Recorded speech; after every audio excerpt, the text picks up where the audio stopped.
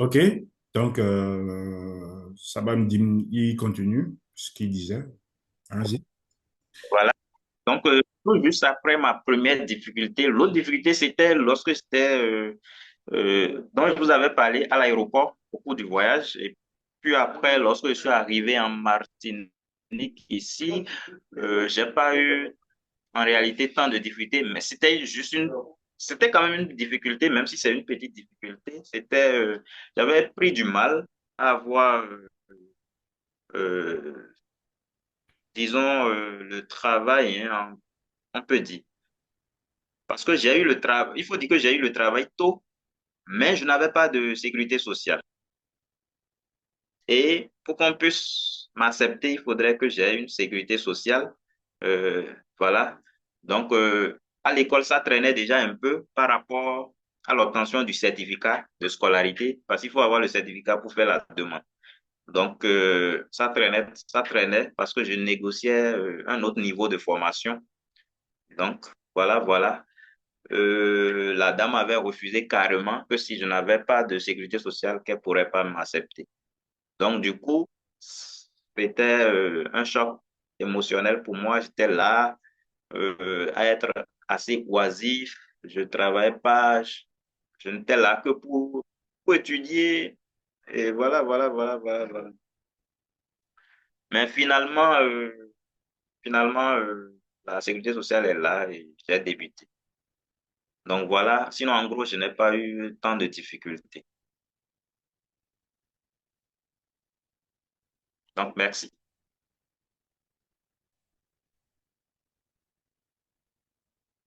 Me recevez?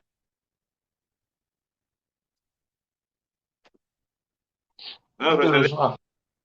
Ok. Oui. Donc, en gros, c'était tout. OK. D'accord. OK, moi, je vais faire aussi le même exercice. Bon, moi, je dirais que j'ai des difficultés, mais comme j'ai toujours l'habitude de le dire, je dis toujours que le moral est trois fois plus important que les forces matérielles et les ressources. Le moral, c'est ça. Je crois que ça a été mon leitmotiv pendant tout ce chemin jusqu'à l'arrivée en France. C'est le moral, en fait. Parce qu'il a toujours eu des difficultés. Surtout des difficultés d'ordre financier, et d'ordre financier plutôt, je veux dire. Ce sont ces difficultés qui, à un moment donné, font dire à l'homme que est-ce qu'il ne faut pas laisser tomber tout? Est-ce qu'il ne faut pas abandonner? Est-ce qu'il ne faut pas faire encore un retour en arrière? Mais le moral disait toujours à l'homme, non, crois toujours, c'est possible, tu le peux, tu peux le faire, tu vas y arriver. Parce que, sincèrement, durant toute cette procédure, j'ai eu énormément de difficultés déjà par rapport au passeport, déjà faire mon passeport. Je n'avais pas déjà les ressources. Attends, il y avait les ressources en vue qui viendront, mais il fallait rapidement faire les choses. Parce qu'il faut prendre rendez-vous pour le passeport. Et si tu rates ce rendez-vous, il avait un rendez-vous qui était proche. Si tu rates ce rendez-vous, le moment où tu auras l'argent, ça sera compliqué d'avoir un rendez-vous à temps. C'est des problèmes. Donc, elle n'est pas connectée ici avec nous, mais je vais beaucoup la remercier, ma petite sœur à Martinique. Elle est en Martinique, elle m'a beaucoup aidé financièrement déjà dans cette démarche-là. Elle n'est pas là dans le Zoom, mais je vais quand même la remercier.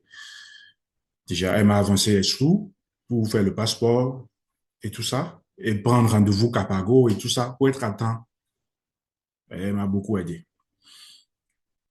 Après ça, je dirais que l'autre difficulté que j'ai eue, c'était à 2 jours de mon rendez-vous de demande de visa à Capago.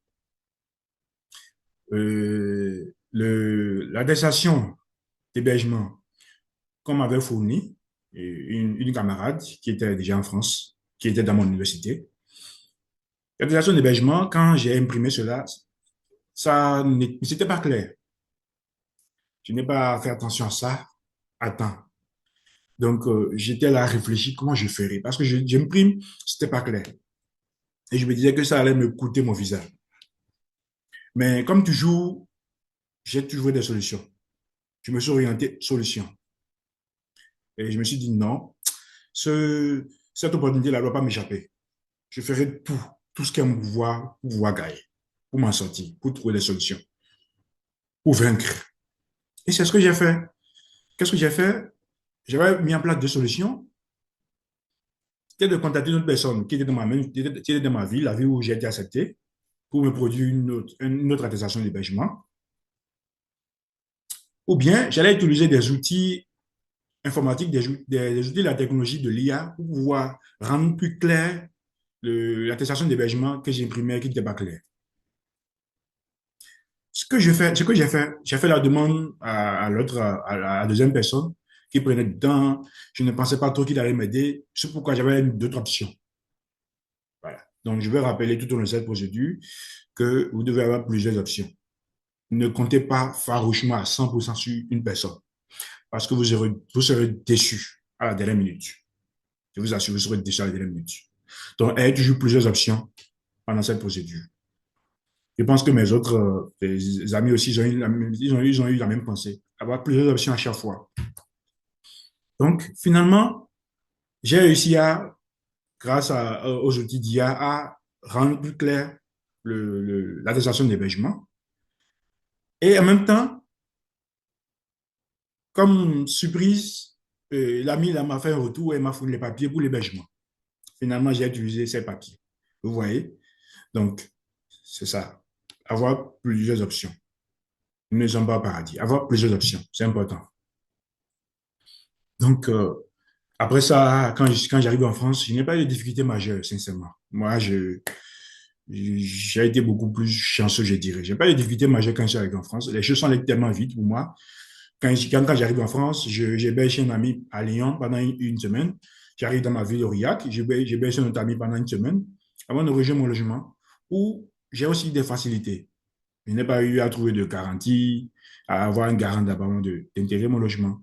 Je suis tombé sur une dame, une propriétaire vraiment gentille que je vous assure, jusqu'à aujourd'hui, je n'ai pas encore payé un franc pour le logement.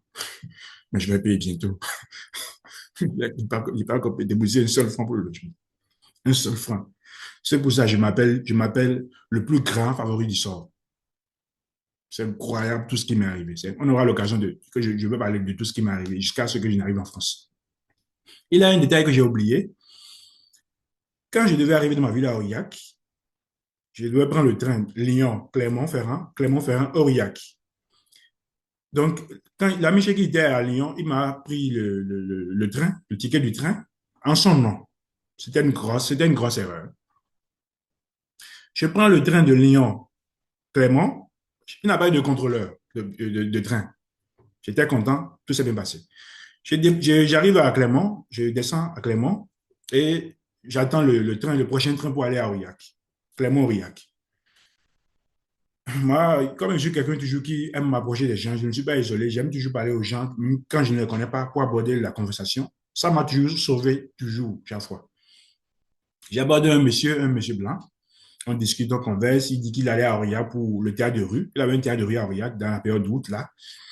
On babadait. Il dit que moi, je suis un étudiant international. J'ai quitté mon pays. Je viens à Aurillac pour les études. C'est comme ça qu'on a conversé et tout. Et c'est lui qui m'a sauvé après. Et je vais vous dire comment. On monte dans le train démarre, le contrôleur apparaît. Je ne peux pas contrôler les tickets et tout. Il arrive à mon niveau, j'avais déjà un peu peur. Il prend mon ticket, il scanne, il dit bon, c'est bon. Maintenant, ma pièce d'identité. Je lui remets mon passeport, il regarde le passeport et il voit que ce n'est pas le nom qui est sur le passeport qui est sur le ticket. Il dit, monsieur, je ne comprends pas, vous avez fraudé, vous avez utilisé la passeport de quelqu'un d'autre pour voyager. C'est une fraude. Il dit, je fais comment? Il dit, c'est une fraude que je vais payer amende. Il dit que je vais payer amende de 65 euros.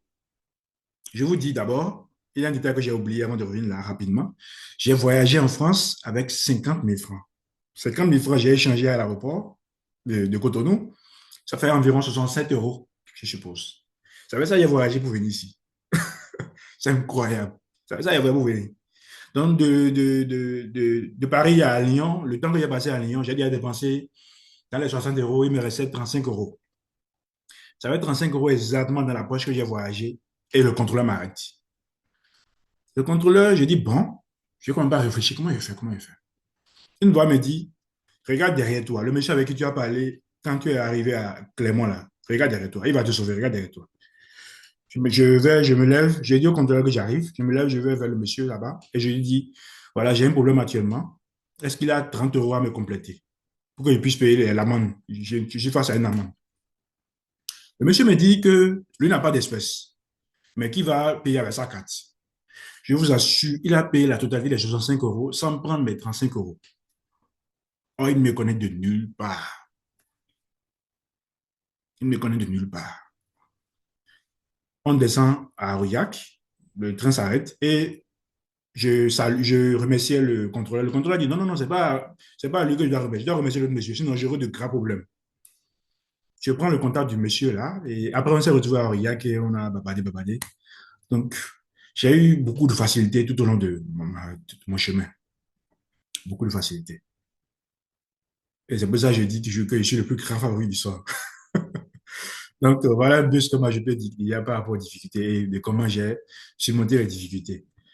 Donc, nous allons rebondir sur une autre question. Déjà, je vais commencer par, vous allez commencer par parler un peu de votre intégration dans vos différentes villes, dans vos universités, les démarches, vos démarches et l'intégration. Comment vous faites pour vous intégrer? Et vous êtes à quel, quand on va évaluer un peu en pourcentage, vous êtes à quel taux de pourcentage d'intégration? Donc, je vais renvoyer la parole à Sabam pour parler de ça rapidement. Active ton micro.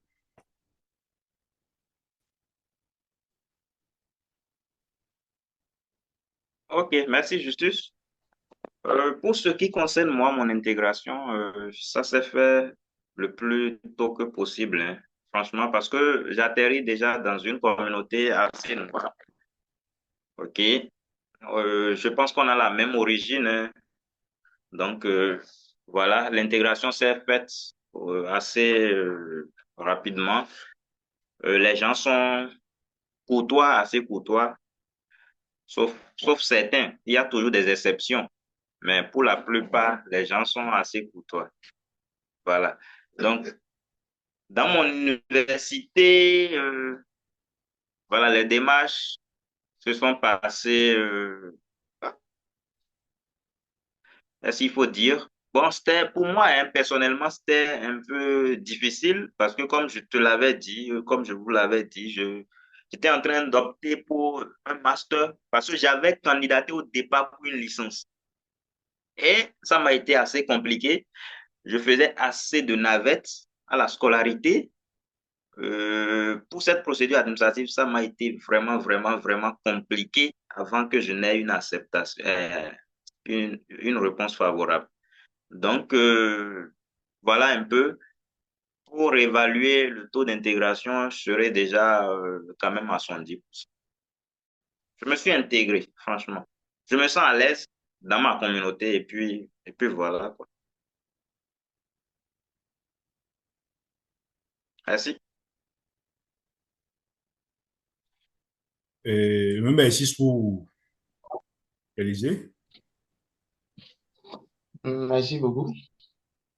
Concernant l'intégration, disons qu'au début, ça n'a pas été aussi trop difficile. Parce que j'ai déjà un ami ici à Rouen avec qui on a fait l'université ensemble. Disons même la France, c'est mon pays. J'ai des amis dans presque toutes les villes. Ils sont ici, avec qui on a fait l'université, on a fait les 3 ans, le secondaire ensemble. Alors, quand moi, j'ai mes pieds ici, j'étais déjà à l'aise. Côté intégration, parler avec les gens, tout, c'est seulement le côté travail là qui me faisait réfléchir et tout. Donc, quand je suis arrivé à Rouen d'abord, le propriétaire m'a amené, m'a installé. Il était venu, lui, avec sa femme même. Ce jour-là, on était sortis, on a mangé. Le lendemain, il m'a pris, il m'a ramené à l'école. On a fait l'inscription, validation du visa, tout et tout, tout ce qu'on devait faire comme démarche, tout et tout. Et c'est là que j'ai rencontré un Béninois, déjà au Bénin, à Cotonou. pour une séance à Campus France Benin et de ma salle. Et j'ai rencontré encore deux autres sur le champ, le même jour là aussi, pour la séance qu'on devait faire avec le responsable de formation. J'ai rencontré deux autres encore. Donc, on était quatre, on baladait, on s'amusait comme si on était à la maison, plus quelques autres nationalités, des Sénégalais, des Ivoiriens, des Français, tout et tout. Donc, on était quand même à l'aise. Et donc, déjà, quand tu viens à l'école, tu te sens en famille, quoi. Tu n'es pas seul. Genre, quand tu te retrouves peut-être dans un lot de 100 personnes où tu es seul au milieu de, tu regardes, personne ne te ressemble, tu regardes à droite, quelqu'un ne te ressemble pas. Donc, on avait, bon, on était en famille déjà, même si on n'était pas encore intégré avec tout le groupe de classe. Au moins, on avait un petit groupe qui nous donnait la joie. On se retrouvait, on préparait la pâte comme au pays, on mangeait, on s'amusait avant de commencer par s'intégrer maintenant avec d'autres nationalités, tout et tout, tout et tout. Et aussi, il faut souligner que on a commencé le cours, le PC est indispensable. Le PC était indispensable. Je n'avais pas apporté de PC. Mon PC ne pouvait pas tenir ici. Donc, c'était pas la peine de l'amener ici pour que ça se gâte, tout et tout. Donc, j'ai vu mon professeur, celui qui est le responsable de la formation, je lui ai écrit un mail. Je lui ai dit, ah, que moi, j'ai pas un PC, hein, j'ai besoin d'un PC pour le cours. Et il m'a dit de passer le lendemain dans son bureau. Et il m'a remis ça. Un PC qu'il a acheté en août passé. Il m'a remis ça. Il a dit, va l'utiliser. Si tu as des problèmes, dis-moi. On va voir comment faire, tout et tout. Et il m'a revu le PC, il dit, bon, tu peux l'utiliser, hein, juste aujourd'hui, tu trouves l'argent, tu achètes pour toi et tu me ramènes ça. Et tout. Donc, et aussi, bon, je vais des fois dans des groupes de musique, etc., etc. Donc, pour l'intégration, je suis presque à 85% déjà. Vous ne même pas dit 90. Parce que c'est déjà chez moi. Je fais ce que je veux. Si c'est pas peut-être bon, de la nostalgie du pays et tout et tout. Moi, je me sens bien déjà ici. Ok. Ici, c'est chez moi déjà. Donc, je suis au sommet de mon intégration.